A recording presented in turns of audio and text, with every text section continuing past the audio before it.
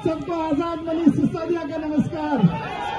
हमारे साथ आम आदमी पार्टी के सांसद संजय सिंह हैं और बहुत दिन बाद है कि आम आदमी पार्टी में संजय सिंह के निकलने पर वो खुशी देखी थी और आज वो खुशी जब मनीष रिहा हो रहे हैं तब हो रही है और लोग ये कह रहे हैं कि जब आखिरी जो खुशी है और जो सबसे बड़ा जश्न होगा जब अरविंद रिहा होंगे तब होगा।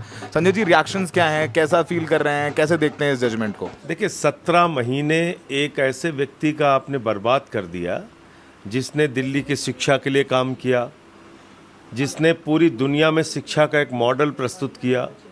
आपने ऐसे व्यक्ति को 17 महीने सिर्फ अपनी राजनीतिक दुर्भावना के कारण अंदर रखा, इसका जवाब प्रधानमंत्री के पास नहीं है। दूसरी बात, आज जो न्यायालय का फैसला आया है वो साफ तौर पे कहीं ना कहीं ये इशारा कर रहा है कि दरअसल ईडी और सीबीआई के जांच में उनको कुछ नहीं मिला और तारीख पे तारीख लेते रहे। सुप्रीम कोर्ट की टिप्पणी कहीं ना कहीं हाई कोर्ट और लोअर कोर्ट में जो विलंब किया जाता है बेल के मामले में, उसको लेके भी आई है। तो मैं समझता हूँ कि ये एक लैंडमार्क डिसीजन है और इस फैसले का असर दूसरे लोगों के लिए भी होगा और उनको भी राहत मिलेगी। हमारे पार्टी के मुखिया केजरीवाल जी भी जल्द बाहर आएंगे। लेकिन सबसे बड़ा तमाचा देश की तानाशाह सरकार के ऊपर है, जिन्होंने मनीष सिसोदिया जी को 17 महीने जेल में रख के मानसिक और शारीरिक प्रताड़ना दी, जिन्होंने उनके परिवार को मानसिक और शारीरिक प्रताड़ना दी। ये सबसे ज़्यादा बड़ा तमाचा उस तानाशाह सरकार के लिए है। कोर्ट ने यह भी कहा है कि जो ट्रायल और हाई कोर्ट हैं वो बेल को सज़ा की तरह ना देखें। नहीं, देखिए, ऐसा है कि कहा गया कि भाई bail as a rule, jail as an exception. आपको इस नियम को फॉलो करना चाहिए।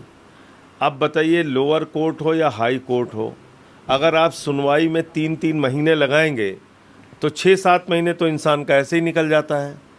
तो एक आदमी की पर्सनल लिबर्टी का क्या है?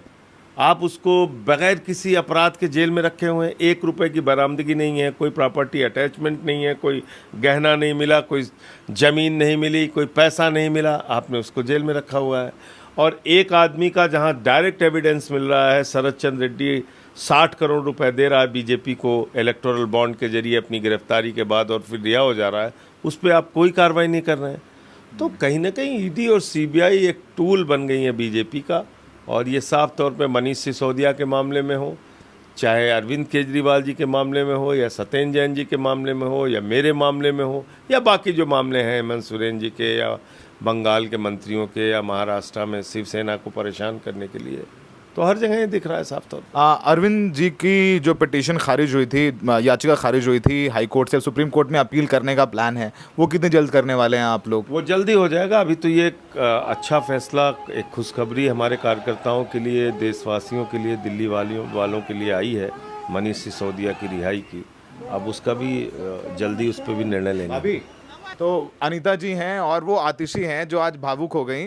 और आतिशी को दूसरी बार देखा है भावुक, पहली बार देखा इनको भावुक जब वो चुनाव जीती थी कालका जी से, और आज जो दूसरी बार वो भावुक होते हुए दिखी। और याद है कि वो आतिशी जब निकली थी अपना वो लेकर के सर्टिफिकेट और वहाँ पे खड़े, तो then I saw Atishi emotional. और आज भी I last 2 questions from you also.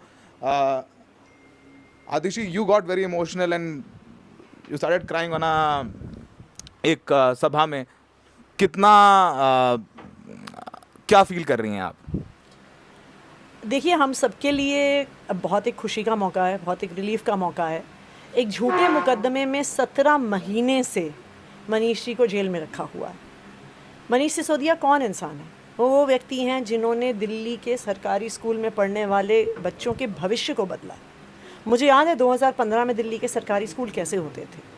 छत से पानी टपक रहा होता था, पीने का पानी नहीं होता था, टॉयलेट गंदे होते थे, बैठने के लिए टेबल कुर्सी नहीं होती थी।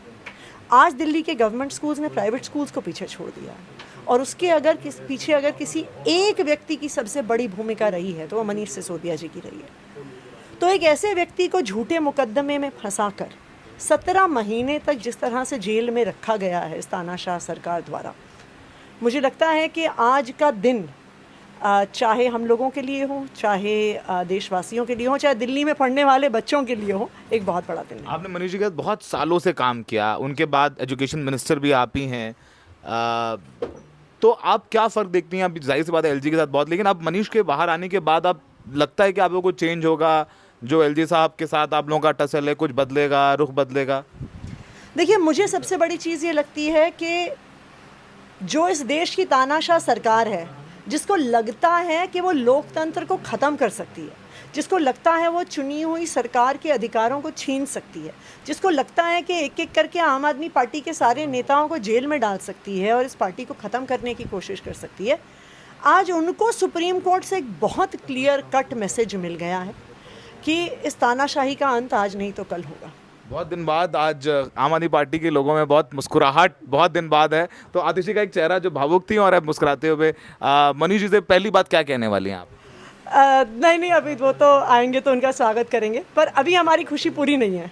जब तक अरविंद केजरीवाल जी बाहर नहीं आते तब तक संघर्ष जारी रहेगा। चलिए, बहुत अच्छा लगा। और हमारे साथ अनीता जी हैं। आप हाँ बैठ जाइए, आप बैठ जाइए, हम खड़े रहते हैं।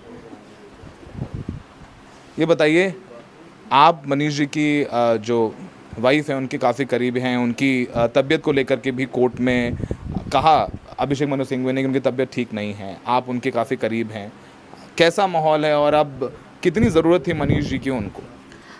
भाभी को एक पत्नी को पति की बहुत ही ज़रूरत होती है, और पति जब रहता है तो पत्नी का एक सहारा होता है। और आज वो बहुत खुश है, उनसे मेरी बात हुई है और अभी उनसे मिलने भी गए थे, और आज घर में पूरा खुशी का माहौल है, कार्यकर्ताओं में खुशी का माहौल है, जो नेता हैं उनके अंदर भी खुशी का माहौल है। तो हमको लगता है कि सुप्रीम कोर्ट ने जो फैसला दिया है वो काबिल तारीफ़ है, और सुप्रीम कोर्ट से ये भी उम्मीद करते हैं कि अगला जो अरविंद केजरीवाल जी के लिए है, सत्येंद्र जैन जी के लिए है, वो इसी तरह से फिर वो बेल दे उन लोगों को भी, और उनका हम हृदय से शुक्रिया करते हैं कि उन्होंने आज बहुत बड़ी राहत आम आदमी पार्टी के नेता मनीष सिसोदिया जी को दिया। सीमा जी क्या कह रही हैं? खुश हैं काफ़ी? हमें देखी उनकी तस्वीरें मिठाई के साथ में, उनकी तबीयत ठीक नहीं रहती, काफ़ी हॉस्पिटलाइज भी रहती हैं, तो उनके लिए भी एक बहुत व्यक्तिगत तौर पे भी, बाकी तो चलिए दिल्ली में पॉलिटिकल तौर पर आम आदमी पार्टी के लोग देखते हैं, पर उनके लिए ये भी एक बहुत बड़ी बात है।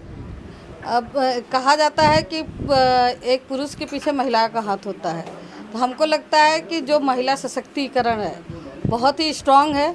इतना बीमार होने के बाद उन्होंने बहुत हिम्मत रखी, 17 महीने तक उन्होंने मनीष जी के इंतज़ार किया, आज उनका इंतज़ार ख़त्म हुआ और वो आज बहुत खुश हैं।